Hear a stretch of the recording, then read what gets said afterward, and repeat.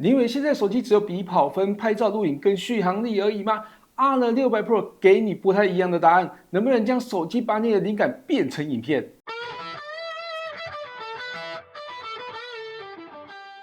嗨，大家好，我是 Kissplay。Honor 今年4月来台湾之后，推新机的速度超快哦。从4月的旗舰机种 Honor Magic 8 Pro， 5月的入门机种 Honor X6D， 到现在推出的新旗舰 Honor 600 Pro， 几乎是每个月一款新机的速度推手机哦。而且更夸张的是，明明才到台湾不到半年，居然找来了李多慧担任 Honor 600的 AI 创作大使，也拍了许多 AI 创作相关的影片广告，要快速抢占台湾市场的企图心真的很强啊！话题回到 Honor 600 Pro， 这款手机的定位非常的明确，它不是单纯想证明自己拥有旗舰规格，而是想把拍照、修图、涂转影片整合成一套更完整也更容易上手的创作流程。这样的方向放在影像、社群、短影音几乎都靠手机完成的时代，真的是很合理啦。官方也直接把它定位成 AI 创作神器，主打业界首发一键生成 AI 图转影片。到底这款手机有多好玩？就让我们继续看下去。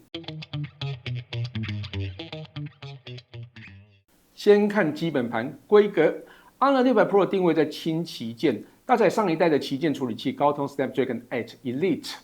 有着12GB 的记忆体，还有512GB 的储存空间。那安兔兔跑分高达308万分，以目前来看，就是仅次于 Snapdragon 8 Elite Gen 5的处理效能哦。那电力部分，搭载7000毫安时大电池，支援80瓦有线充电，还有50瓦无线充电。规格跟目前的旗舰机其实差异不太大。萤幕则是6.57寸，官方说明具备8000 nits 的 HDR 峰值亮度啊，我是没有看过这么高的亮度的手机哦。那实际看起来真的很亮啊，是没错哦。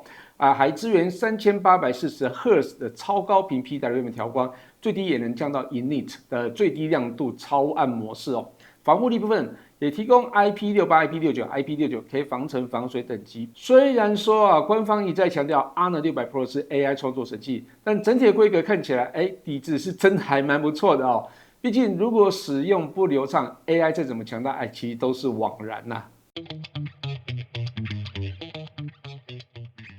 看完基本盘后，来看官方不断强调的 AI 创作神器这件事情。那最重要的核心就是图转影片啊。其实我一开始听到这个功能啊，只是觉得好像就很好听啊但是是没有什么用处的功能。毕竟有太多 AI 都强调图转影片，但最后出来的东西就是食之无味，弃之可惜啊。而且要试超多次才能得到及格的影片。但实际用过后才发现这跟我想象的不太一样，成功率高达95%以上，只能说超好用啦。那我先来说一下怎么操作哦。先打开图片库，在最下方找到创作，就能看到这个功能。那点进去之后，就可以看到超多的范本。那这些范本完全不用自己下 prompt 只要依照指示上传照片就可以了哦。像是魔法换装这个范本，只要你把你的照片丢进去，就可以变成趣味的换装影片。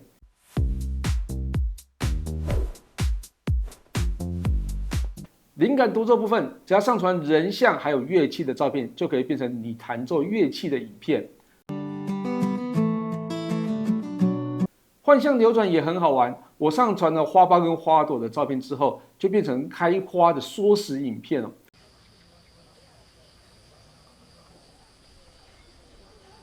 如果觉得这些范本不够用，你也可以自己下 prompt， 像是上传木马跟道路的照片上去。prompt 用木马从静止突然动起来，跑到街上玩耍，就可以生成木马到处乱跑的影片哦。也就是说，只要有创意、有想法，它真的可以把你脑中的画面快速变成影片。那你也可以用内建剪辑的功能，把生成后的 AI 影片串接起来，整个流程是超顺畅的。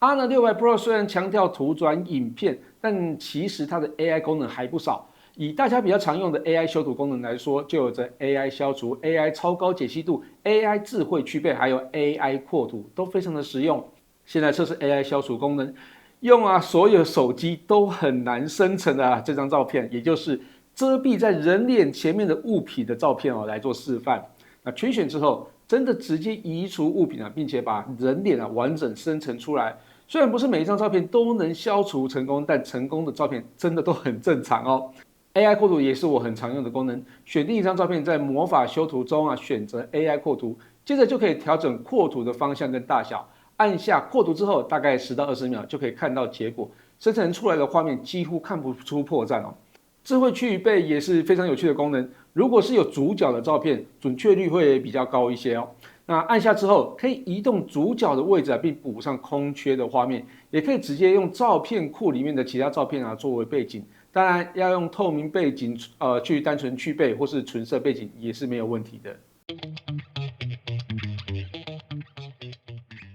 接着来看摄录能力，Honor 600 Pro 采用超广角主镜头，还有3.5倍长焦3镜头配置，我们就一一看起。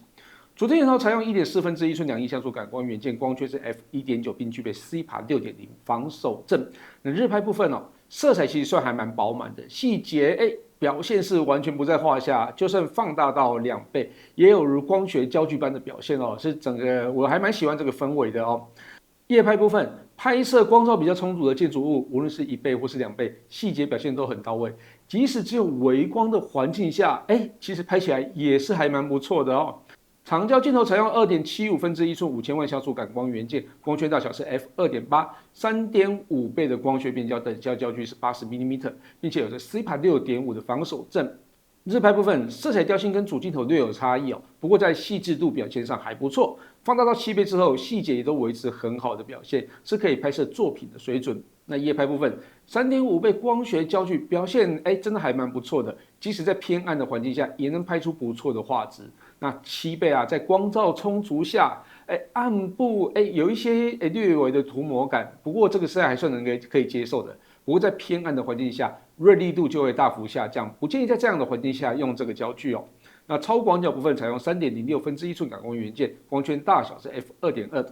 日拍部分色彩调性跟主镜头是一致的，那色彩的表现跟细致度表现，其实没有什么太大问题。不过在夜拍表现上锐利度就稍显不足哦。如果环境偏暗，杂讯跟涂抹感就会比较严重一些。所以夜拍如果是要用超广角的话你就要好好的考虑一下。那微距拍照部分，支援0.6倍到2倍的拍摄都是使用超广角镜头来拍最近对焦距离大概是3公分到5公分左右，实拍表现其实还算蛮不错的。不过呢，我其实比较喜欢用长焦微距啦不过这个长焦部分呢，它没有强调长焦微距的功能，但有着大概20公分的最新对焦距离，所以你要拍下细致的长焦微距照片，我觉得反而比内建的超级微距要更好用一些那人像拍摄的部分，我在记者会现场拍了几张就让大家参考一下就好了。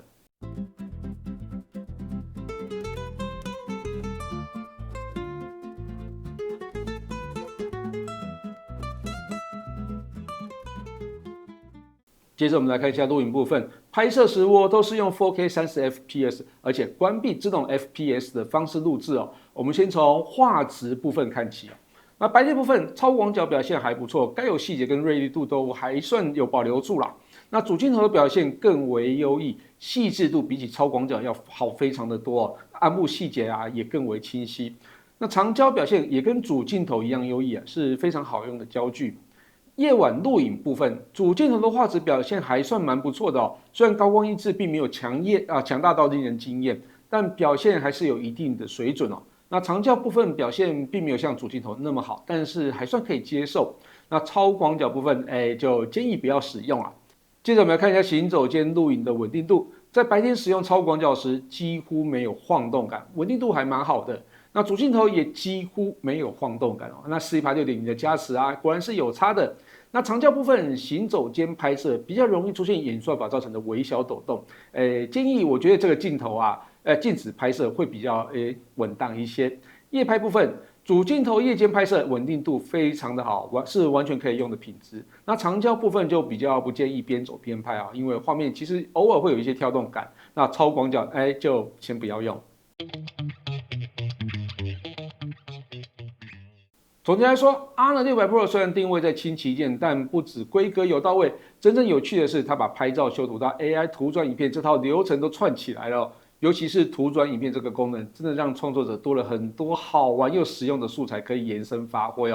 如果你平常就喜欢拍照做内容，或者想要轻松的把生活灵感变成作品，那这台手机的确非常有吸引力哦。以上就是 Honor 600 Pro 的实测，感谢大家收看这期节目，希望大家也会喜欢这期内容。如果有任何建议或问题，也欢迎留言让我知道。我是 Kiss Prep，下次见喽，拜拜。